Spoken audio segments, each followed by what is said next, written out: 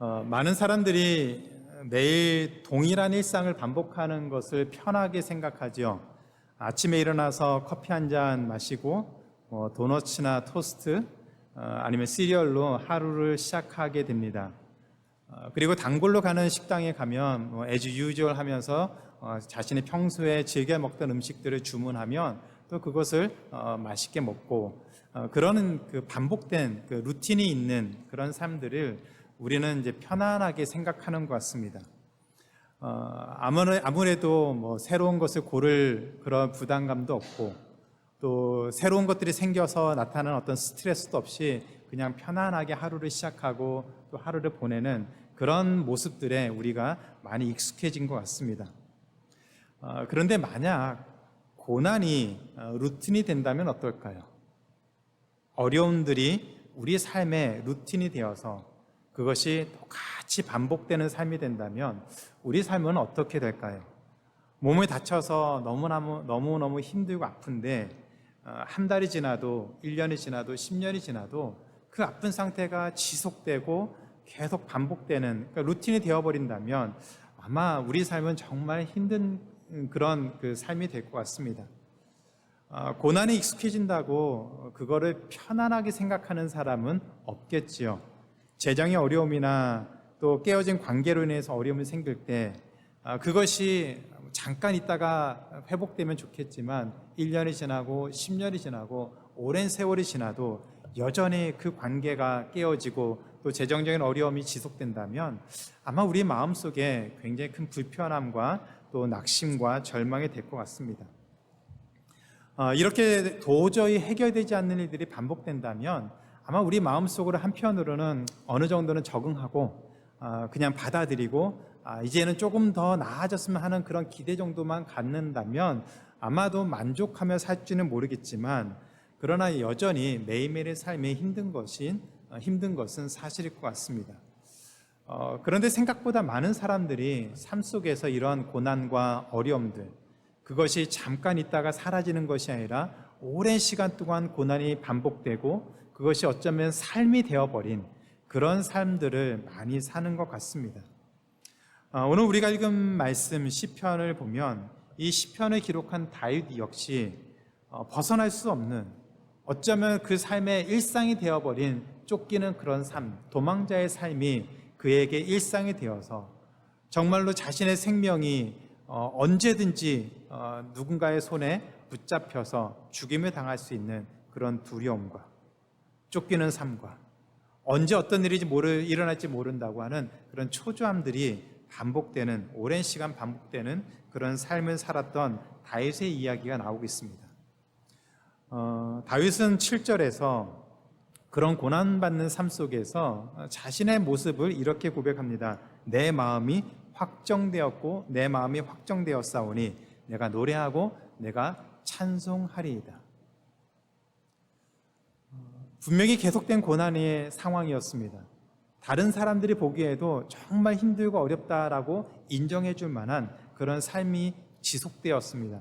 그런데 어느 날 다윗은 그런 삶 속에서 내 마음이 확정되고 내 마음이 확정되었사오니 내가 노래하고 하나님께 찬송하겠다라고 하는 그런 고백을 하게 됩니다.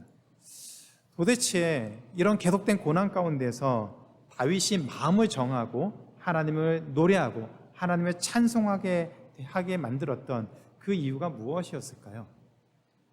다윗이 반복되는 고난 가운데서도 분명히 어려운 가운데서도 흔들리지 않고 하나님을 찬양하며 하나님을 예배하는 그런 삶을 살 수 있었던 그 비법이 있다면 그것을 우리도 한번 배워보면 우리 삶에 큰 유익이 되지 않을까 생각이 듭니다.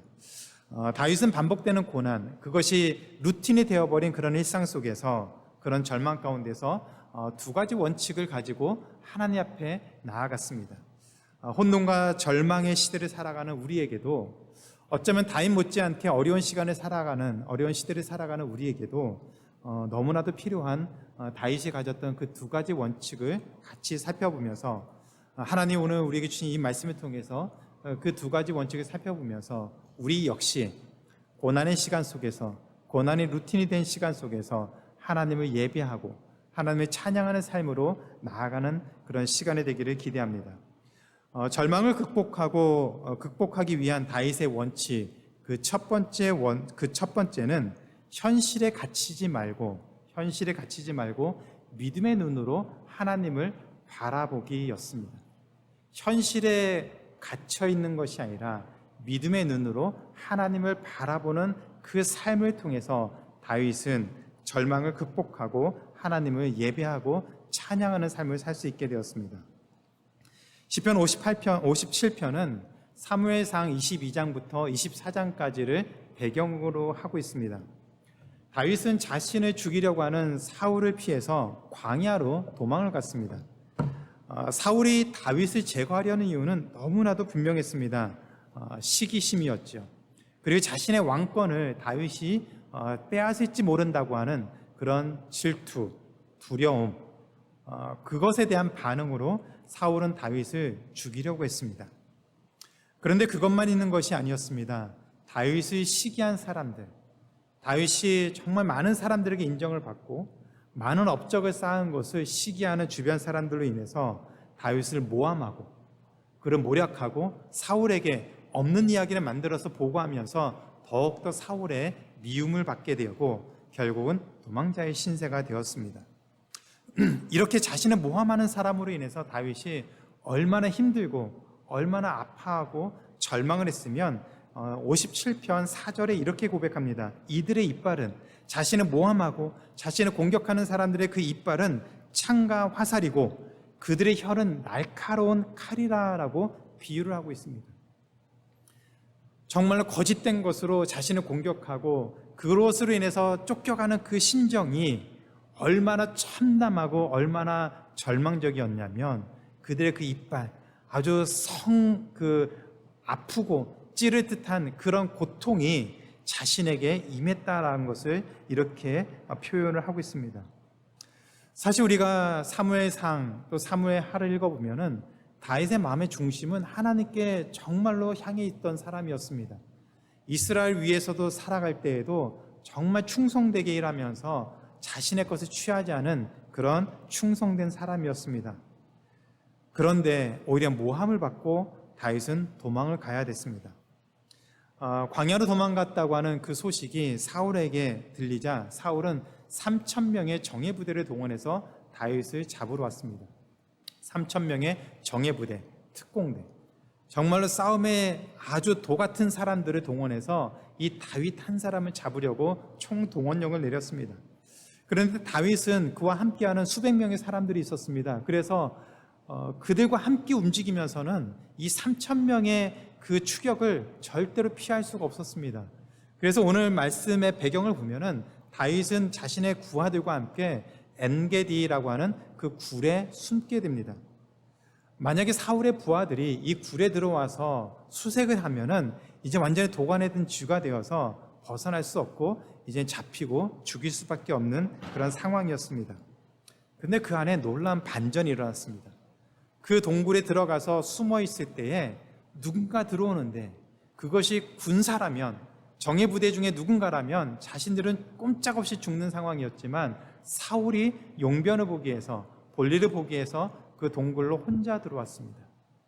여러분이라면 그때 어떤 생각이 들었겠습니까? 도망자의 신세고 자신을 그렇게 죽이려고 하는 사울 왕이 혼자, 무장병력도 없이 혼자 그 동굴로 들어왔다면 아마도 저 같아도 사울을 죽이고 이제 이 지긋지긋한 도망자의 신세에서 벗어나겠다라고 하는 그런 생각을 했을 텐데 다윗은 그 사울을 죽이지 않았습니다. 하나님이 기름 부음 받은 자를 죽일 수 없다라고 해서 사울의 겉옷자락을 베어서 사울을 살려두었습니다. 그리고 나서 사울이 그 동굴을 빠져나가고 어느 정도 거리가 되자 뒤에서 다윗이 사울을 향해서 내가 당신을 죽일 수 있었지만, 당신을 분명히 죽일 수 있었지만 죽이지 않고 살려두었다라고 말하면서 자신은 지금까지 한 번도 사울에게 또 이스라엘에게 한 번도 어긋난 행동을 한 적이 없음을 분명하게 고백을 했습니다. 그것 때문에 사울이 다윗을 추격하지 않겠다고 약속하고 돌아가게 되었습니다. 그때 상황을 57편 6절에서 이렇게 고백을 하고 있습니다. 그들이 사울과 그의 다윗을 모함하는 사람들이 그들이 내 걸음을 막으려고 그물을 준비하였으니 내 영혼이 억울하도다. 그들이 내 앞에 웅덩이를 팠으나 자기들이 그 중에 빠졌다라고 하면서 하나님이 자신의 억울함을 돌아보셔서 자신이 이렇게 억울한 가운데 도망가는 그 모습을 하나님이 돌아보셔서 오히려 그들의 그 함정을 하나님이 자신으로 하여금 피하게 만드시고 오히려 사울과 그 일행들이 그 함정에 빠졌다라고 얘기를 하고 있습니다. 그런데 이 결과를 하나님이 자신의 기도를 들으셨기 때문이다라고 고백을 하고 있습니다. 그래서 2절에 이렇게 얘기합니다. 내가 지존하신 하나님께 부르짖으며 곧 나를 위하여 모든 것을 이루시는 하나님께로다. 하나님께 기도했더니 정말 고난이 루틴이 된 삶 속에서 절망이 떠나지 않을 것 같은 그 삶 속에서 언제 죽을지 모르는 그 두려운 삶 속에서 하나님께 기도했더니 부르짖었더니 하나님이 자신을 위해서 이 놀라운 일을 행하셨습니다라고 고백을 하고 있습니다.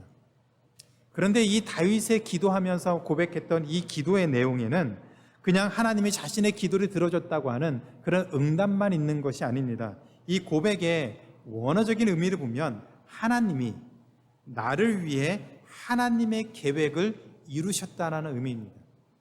하나님이 그냥 내 기도를 들으셨다, 하나님이 내 기도를 이루어 주셨다는 말이 아니라 하나님이 나를 위해 어떤 계획을 세워주셨는데 그 계획이 하나님의 능력을 통해서 이루어졌다라고 얘기를 하는 것입니다.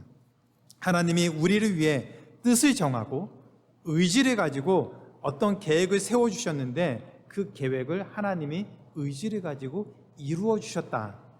그렇다면 정말 놀라운 일 아닙니까? 이 얘기를 하고 있는 것이에요. 하나님이 자신의 고난이 루틴이 되는 이 삶 속에서 그 짧은 기도를 했는데 하나님이 자신을 위한 놀라운 계획을 가지고 계셨고 그 계획이 이렇게 놀랍게 이루어졌다면 정말 대단한 것 아닙니까? 정말 놀라운 것 아닙니까? 그 얘기를 하고 있습니다. 자녀들을 키워보는 부모님들은 그런 경험들 많이 있으시죠. 아이들을 키울 때 어렸을 때는 무슨 얘기를 하든지 다 듣는데 조금 자라고 사춘기가 되면서 이제 머리가 커지고 자기 생각과 자기 의견과 고집이 생기면서 잘 부모님의 말을 잘 들으려고 하지를 않지요. 그리고 자기가 세운 계획, 자기 생각과 부모님의 얘기가 좀 다르면 그거를 거부하고 자기가 옳다라고까지 주장을 합니다. 언제까지요? 자기 생각이 틀렸다라고 증명될 때까지. 물론 자기 생각이 틀렸다, 자기 계획이 틀렸다라고 증명이 되어도 여전히 자기가 틀린 거다라고 인정하지 않는 아이들도 있긴 합니다. 그래서 부모님이 자녀들에게 조언하는 것이 정말 쉽지는 않은 것 같습니다. 아이들이 처음부터 조언을 잘 받아들이면 좋겠지만 자꾸 거부하고 자기 주장을 자꾸 얘기하기 때문에 참 쉽지는 않은 것 같습니다. 그럼에도 불구하고 부모님은 조언을 하지요. 물론 자녀들은 그거를 잔소리라고 합니다. 그래서 그거를 좋아하진 않습니다. 그런데 부모님 입장에서는 그 아이들이 그것을 잔소리라고 받아들여도 부모님 입장에서는 더 많은 경험을 하고 더 많은 것들을 알고 있고 자녀들을 사랑하는 마음이 있고 앞으로 어떤 일이 있을지 모른다고 하는 그런 많은 경험에서 나온 그런 지혜로운 것을 가지고 자녀들에게 조언을 하게 됩니다. 육신의 부모님도 자녀들을 사랑하고 자녀들보다 더 많은 경험을 가지고 지식들을 더 많이 가지고 있으면서 그 자녀들을 위해서 좋은 조언을 하려고 합니다. 그런데 우리 아버지 하나님은 육신의 부모와는 비교가 되지 않을 정도로 전지전능하십니다. 하나님의 놀라운 능력을 가지고 우리를 지키시고 인도하시는 분이십니다. 그 우주 만물을 창조하신 하나님이 우리를 위해서, 나를 위해서 놀라운 계획을 세워주셨고 그 놀라운 계획을 이루시기 위해서 하나님이 친히 일하신다고 한다면 우리는 그런 하나님의 인도하심을 어떻게 받아들여야 될까요? 하나님, 저도 똑똑하고 저도 공부 많이 하고 저도 이런 계획 세울 수 있습니다. 내 계획과 고집을 붙잡고 살아가기를 원하는 그런 삶을 살아야 될까요? 아니면 나를 사랑하시고 인도하시는 그 하나님의 은혜를 구하면서 하나님께 우리 마음을 열고 또 또 하나님의 인도하심을 기대하면서 나아가는 삶을 살아야 될까요? 오늘 우리 삶 속에서 일어나는 모든 일은 우연이 아닙니다. 잘 기억하셔야 됩니다. 그리스도인들에게 일어나는 모든 일은 우연히 일어나는 일은 없습니다. 하나님의 계획 가운데, 섭리 가운데, 하나님의 큰 계획 가운데 우리를 위해서 일하시고 이루어 가시는 놀라운 능력의 결과입니다. 그 사실을 믿으십니까? 믿으실 수 있기를 기도합니다. 우리 삶 속에서 우리가 생각할 때 세상 사람들은 그건 우연이야, 어쩌다가 일어난 일이야 라고 말하는 이 모든 일들이 하나님의 계획 가운데 우리 한 사람 한 사람을 위해서 하나님이 친히 계획하시고 이루어 가시는 과정이라는 사실을 분명히 기억해야 됩니다. 우리는 그것을 믿음으로 고백해야 됩니다. 하나님이 우리 한 사람을 위해서 가장 좋은 계획을 세워주셨고 그 계획을 이루기 위해서 하나님의 모든 능력을 총동원해서 우리 한 사람 한 사람을 위한 놀라운 일을 행하신다는 것, 그런 열심을 내고 계신다면 우리 삶이 어떻게 바뀌게 될까요? 우리가 세운 계획을 이루는 것만으로 우리는 대단한 성취감을 갖는데 하나님이 나 한 사람을 위해서 세운 그 계획을 하나님의 열심을 가지고 하나님의 능력을 다 동원해서 그 계획을 이루시는 그 삶을 우리가 산다면 우리 삶이 어떻게 바뀌겠습니까? 다윗은 시편 57편 10절에서 이런 하나님의 놀라운 것을 이렇게 고백을 합니다. 주의 인자는 커서 하늘에 미치고 주의 진리는 궁창에 이르나이다. 주의 인자가 너무너무 크고 대단해서 하늘에까지 미치고 주의 진리가, 하나님의 그 진실됨이 궁창의 하늘에까지 이른다라고 얘기합니다. 하나님이 우리 한 사람 한 사람의 그 계획을 이루기 위해서 하나님 온 우주 만물을 하나님의 뜻 가운데 인도하신다라고 얘기를 하고 있습니다. 그런데 왜 하나님이 이렇게까지 하실까요? 왜 하나님이 우리를 위해서 놀라운 계획을 세우시고 그 계획을 이루시기 위해서 온 우주 만물을 다 동원해서 우리 한 사람 한 사람을 위해서 열심을 내고 이루어 가실까요?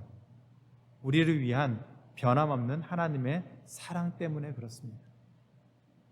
우리 한 사람 한 사람을 하나님이 생각하시고 사랑하시고 그 사랑이 변하지 않는 그 모습으로 우리 한 사람 한 사람을 대하기 때문입니다. 크고 놀라운 하나님의 사랑과 우리를 향한 하나님의 그 신실하심이 변하지 않기 때문에 어떤 상황 가운데서, 고난이 루틴이 된 그 상황 가운데서도 하나님은 우리를 향한 그 계획을 반드시 이루신다는 것을 믿으시기 바랍니다. 우리는 그 고백을 하며 하나님 앞에 나아가야 됩니다. 그런데 우리는 때때로 어렵고 힘든 일이 닥치면, 고난이 루틴이 되면, 어려움이 우리의 삶의 루틴이 되면 우리는 하나님의 사랑을 의심하기 시작합니다. 하나님이 나에게 왜 이러실까? 하나님이 살아계신다면, 하나님이 나를 사랑하신다면 어떻게 나에게 이런 일이 계속 일어나도록 만드실까? 우리가 고통 가운데 지낼 때 어쩌면 우리 마음속에 드는 상처받는 그런 생각들이 그런 것 아닙니까? 혹시 하나님 나를 버리신 것은 아닐까? 하나님 나를 사랑하지 않는 것은 아닐까? 하나님이 돌보시지 않으면 나는 아무것도 아닌데, 그런 생각이 들어서 우리는 절망을 하게 되고 또 낙심하게 되고 그것을 인해서 또 원망하고 불평하게 됩니다. 근데 우리가 모르는 것이, 어쩌면 모르는 것이 두 가지가 있습니다. 우리를 향한 하나님의 그 크고 놀라운 계획을 우리는 다 알 수는 없습니다. 그리고 그 계획을 이루고자 하는 하나님의 그 변함없는 사랑과 그 신실하심을 모른다면 우리는 불평할 수밖에 없겠죠. 우리를 향한 하나님의 그 계획이 어떤지도 모르면 우리에게 일어난 일 자체가 우리는 불평이 될 수 있습니다. 그리고 우리를 위해서 하나님의 신실하심을 가지고 지키시고 인도하신다는 그 사실을 모른다면 우리는 고난의 루틴이 된 삶 속에서 원망하고 불평할 수밖에 없습니다. 그런데 반대로 하나님이 우리를 향해서 크고 놀라운 계획을 가지고 계시고 변함없는 사랑으로 우리를 지키시고 인도하신다는 그 사실을 우리가 믿는다면 어떤 상황 가운데서도 설령 고난의 루틴이 된, 그래도 오랜 시간 동안 그 어려운 시간들을 살아가고 있는 그 삶 속에서도 우리는 포기하지 않고 하나님이 주시는 소망을 갖고 살 수가 있습니다.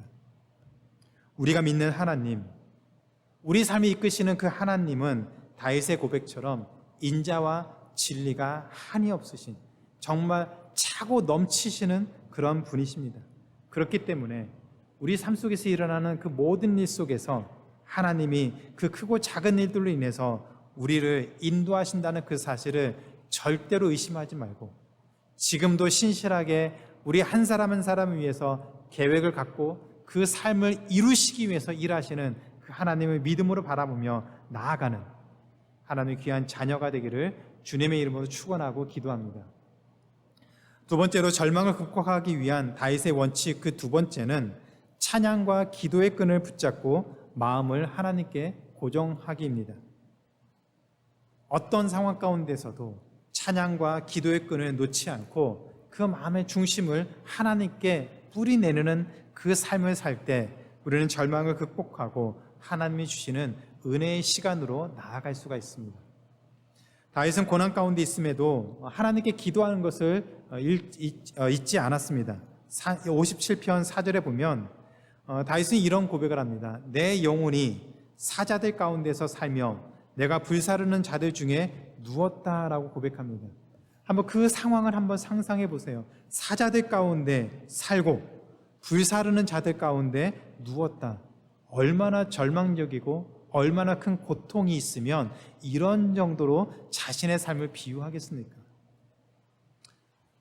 그런데 이런 고통 가운데서도 다윗은 하나님께 기도하는 것을 멈추지 않았습니다. 계속해서 하나님께 기도했습니다. 1절부터 3절이 하나님께 드리는 기도의 내용입니다. 하나님이여, 내게 은혜를 베푸소서, 내게 은혜를 베푸소서. 내 영혼이 주께로 피하되 주의 날개 그늘 아래에서 이 재앙들이 지나기까지 피하리이다. 내가 지존하신 하나님께 부르짖으며 곧 나를 위하여 모든 것을 이루시는 하나님께로다. 그가 하늘에서 보내사 나를 삼키려는 자의 비방에서 나를 구원하실지라. 셀라. 하나님의 그 인자하심과 진리를 보내시리로다. 그리고 죽음의 그 고통 가운데서 5절에서 이어서 이렇게 기도합니다. 하나님이여, 주는 하늘 위에 높이 들리시며 주의 영광이 온 세계 위에 높아지기를 원하나이다. 우리 기도와 어떻게 같은 것 같습니까? 아니면 다른 것 같습니까? 많은 그리스도인들은 고통이 찾아오면 불평하고 좌절합니다. 고통 가운데 있는 그 자신을 보호하지 않으시는 것처럼 그렇게 느껴지는 하나님을 원망하죠.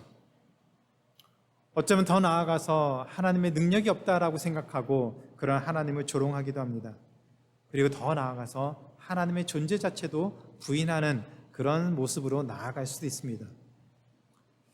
그런데 다윗은 정말로 죽을 것 같은 그런 상황 가운데서 인생의 절체절명의 그 순간에서도 원망보다는 하나님께 기도하는 자리로 나아갔습니다.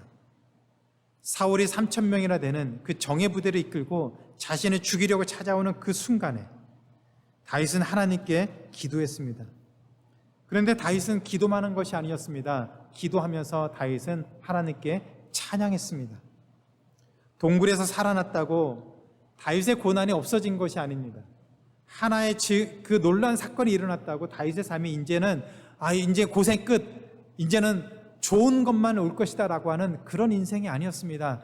여전히 사울은 떠났지만 언제 그 마음이 바뀌어서 자신을 죽이려고 찾아올지 모르는 여전히 도망자의 신세고 여전히 자신의 죽을 생명이 위협받는 그런 상황들이 반복되는 고난이 루틴이 된 상황이었습니다. 그럼에도 불구하고 다윗은 이런 고백을 합니다. 7절입니다. 하나님이여, 내 마음이 확정되었고 내 마음이 확정되었사오니 내가 노래하고 내가 하나님을 찬송하겠습니다. 잘 기억하셔야 됩니다. 이제 모든 것이 응답되었고 이제 살만하니까 하나님, 내가 하나님을 찬양하겠습니다. 내 마음의 중심을 다해서 하나님을 예배하고 섬기겠습니다. 그런 기도가 아닙니다. 여전히 고난이 루틴이 된 속에서, 여전히 생명이 위협받는 속에서 다윗은 내 마음을 정했습니다. 내 마음을 확정했습니다. 나는 하나님을 노래하고 하나님을 찬양하겠습니다라고 고백을 했습니다. 많은 사람들은 하나님께 기도할 때 딜을 하죠. 하나님, 이 기도 들어주시면 내 평생 하나님을 이렇게 섬기겠습니다. 하나님, 이것을 해결해 주시면 정말 하나님을 이렇게 한번 멋지게 섬기겠습니다. 우리는 그런 딜을 좋아합니다. 그렇게 해서 상황이 좋아지면 당연히 은혜 주신 하나님께 감사의 하나님을 찬양하고 감사의 표현을 해야 되겠죠. 그런데 상황이 좋지 않을 때에도 하나님께 찬양하는 삶을 살아야 됩니다.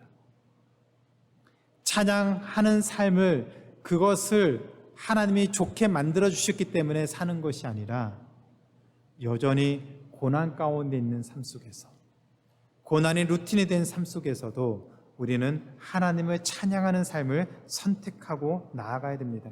물론 어렵죠. 그거를 좋아서 잘해서 하는 사람이 어디 있습니까? 다윗이 뭐 대단한 사람이어서, 그런 정말 타고나기를 그렇게 타고난 사람이어서 고난 가운데서도 하나님을 찬양하고 내가 마음에 확정하고 나는 하나님을 찬양하겠습니다. 정말 독특한 사람이라서 그렇게 했습니까? 아닙니다. 그도 동일하게 고통을 느꼈고 죽음의 위협을 당해서 절망을 느꼈고 정말 지긋지긋해서 이런 삶에서 벗어나고 싶은 삶을 살기를 소원했던 사람입니다. 그럼에도 불구하고 고난이 루틴이 된 삶 속에서도 그 마음을 확정해서 하나님을 노래하고 하나님을 찬양하겠다고 하는 그런 담대한 고백을 하고 있습니다. 그렇게 할 수 있었던 것은 다윗이 그 마음의 중심을 하나님에게 고정했기 때문이었습니다. 주변의 상황들, 자신을 어렵게 하고 절망스럽게 만드는 그 주변의 상황에 흔들린 것이 아니라 그 마음의 중심을 하나님께 고정했기 때문에 다윗은 어떤 상황 가운데서도 하나님에게 나아가 기도할 수 있었고, 그런 하나님께 나아가 찬양하며 살아갈 수가 있었습니다. 우리는 그런 다윗의 삶을 쉽게 생각하면 안 됩니다. 다윗은 그래도 나중에 왕이 되었고, 아닙니다. 왕이 되어서도 그는 고난이 있었고, 고난 가운데서도 여전히 하나님을 찬양하며 살았습니다. 여전히 안개가 자욱하고 언제 절망이 찾아올지 모르는 그런 속에서 다윗은 마음을 정하고 하나님을 찬양하기를 결단했습니다. 내 마음이 확정되었사오니, 그리고 내가 노래하고 내가 하나님을 찬송하겠습니다. 이어진 8절 이하의 내용이 그 내용입니다. 내 영광아 깰지어다, 비파야 수금아 깰지어다, 내가 새벽을 깨우리로다. 내가 하나님께 마음을 고정하고 하나님의 찬양하기로 확정하고 살기를 원했더니 아침에 눈을 떠서 하나님에게 찬양하는 그것이 아니라 새벽에 눈이 뜨어지고 새벽에 일어나자마자 하나님을 찬양하는 시간을 갖겠다는 얘기입니다. 이제 시간이 지나서 이제 여유 있어지면 하나님을 찬양하는 것이 아니라 눈 뜨자마자, 아니 아침을 기다리지 못하고 새벽에 일어나서라도 하나님을 찬양하겠다라고 그렇게 고백을 하고 있습니다. 우리는 힘들면 밤새도록 잠을 못 자고 설치다가 새벽에 일어나서 한숨 쉬고 원망하고 불평하고 다시 원망하고 불평하죠. 그런데 다윗은 하나님을 신뢰했기 때문에 하나님에게 마음을 고정하고 눈을 뜨자마자 하나님을 찬양하겠다고 결단했습니다. 배가 바다에 떠다니다가 항구에 들어서게 되면 무거운 닻을 내리게 됩니다. 그 무거운 닻을 내리면 파도가 웬만큼 쳐도 배가 흔들리지 않고 그 자리를 계속 유지를 할 수가 있습니다. 배가 그 닻을 내리고 그곳에 정박한 것처럼 우리 마음의 그 닻을 하나님께 고정하면서 살아야 됩니다. 그래야 우리 삶 속에서 일어나는 그 많은 좌절과 절망과 그 수많은 시련들 속에서 우리 마음의 중심을 끝까지 붙잡고 흔들림 없이 살아나갈 수가 있습니다. 그러기 위해서는 그 마음의 중심이 하나님에게 고정되어 있어야 됩니다. 그런 하나님의 자녀들은 어떤 상황 가운데서도 기도하게 될 줄로 믿습니다. 마음의 중심을 하나님께 고정한 사람은 어떤 상황 가운데서도 하나님을 찬양하는 자리로 나아가게 될 줄로 믿습니다. 우리를 향해 인자와 진리가 풍성하신 그 하나님께 기도하는 자리로 나아가야 됩니다. 지금도 우리에게 귀를 기울이시고 우리 기도를 들으시고 우리를 위해서 하나님이 세우신 그 놀라운 계획을 이루시기 위해서 열심을 내어서 일하시는 그 하나님에게 기도하는 자리로 나아가야 됩니다. 그러면 능력의 하나님이 그 열심을 가지고 우리를 향해서 갖고 계신 그 놀라운 계획을 하나님의 능력으로 반드시 이루어지는 것을 우리가 목도하고 경험하게 될 줄로 믿습니다. 당장 우리에게 주어진 그 삶의 모습이 때로는 실망스럽고 때로는 섭섭하고 때로는 절망스럽고 그래서 우리 마음에 성에 차지는 않을지는 모르겠지만 그래서 막막하고 어디에다 하소연할 수 없는 그런 원망스러운 상황이 될지는 모르겠지만 그런 상황 속에서도 주저하지 마시고 마음의 중심을 하나님에게 고정하며 살아갈 수 있는 우리 인생이 되기를 주님의 이름으로 축원합니다. 그 삶이 되어야 우리를 인도하시는 하나님의 그 은혜를 우리가 경험하고 고백하며 살아나갈 수가 있습니다. 그것이 다윗이 고백했던 하나님의 자녀로서의 삶인 것을 기억하시고 고난이 루틴이 되어지고 또 남에게 말 못할 그런 어려움과 마음의 상처와 아픔 때문에 다른 사람들에게 말하지 못하는 그런 것으로 인해서 마음의 갈등과 고통 가운데 있을지라도 우리를 위해서 일하고 계신 그 하나님에게 나아가 기도하고 또 찬양하고 예배하며 하나님 주시는 그 은혜를 누리는 하나님의 귀한 자녀의 삶이 되기를 주님의 이름으로 축원하고 기도합니다. 이제 말씀 맺겠습니다. 사람들은 긍정적인 생각, 긍정적인 사고를 좋아합니다. 좋게 생각하면, 긍정적으로 생각하면 우리 삶에 그런 좋은 일이 일어날 것이다라고 믿습니다. 그래서 긍정의 힘을 믿는 사람들이 많이 있습니다. 거울을 보면서 홍길아, 너는 할 수 있어. 그러면 그날 하루에 좋은 일들이 많이 일어나는 것도 우리는 때때로 경험할 수 있습니다. 우리 생각을 긍정적으로 바꿔도 이런 놀라운 일이 일어난다면 우리 생각을 하나님에게 두고 산다면 어떤 일이 일어나겠습니까? 우리가 스스로 생각하면서 좋은 일이 있을 거야. 너는 꼭 성공할 거야. 너는 하나님이 반드시 지켜주실 거야. 너는 이런 삶을 살 거야. 축복하고 본인을 그렇게 격려하고 잘할 거라고 그렇게 격려해도 우리에게 많은 에너지가 생기고 이제 뭔가 할 수 있는 동기부여가 되고 열심히 해서 살아가고 좋은 결과를 얻을 수 있는데 우리 마음의 중심을 하나님에게 두고 그 하나님과 동행하는 삶을 산다면 그 삶을 하나님이 어떻게 인도해 주실까요? 기대가 되지 않습니까? 우리가 할 수 있는 수준이 아니라 우리의 능력이 뛰어난 그 하나님이 우리의 삶을 지키시고 인도하시는 것, 그것을 기대해 볼 수 있지 않겠습니까?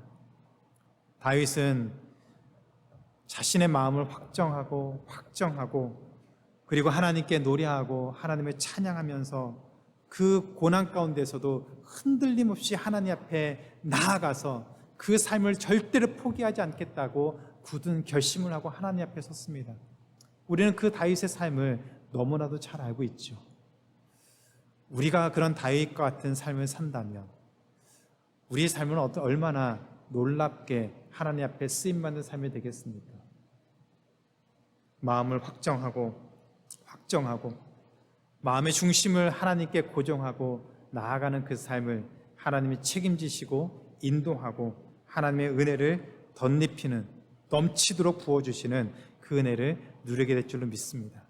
한 분도 빠짐없이 이번 한 주간에 살아가면서 어떤 상황 가운데서도 한번 이 생각을 붙잡고 살아가고 하나님 우리 삶을 어떻게 회복시키시고 인도하시는지 다 경험할 수 있는 그런 복된 한 주 삶이 되기를 주님의 이름으로 축원하고 기도합니다.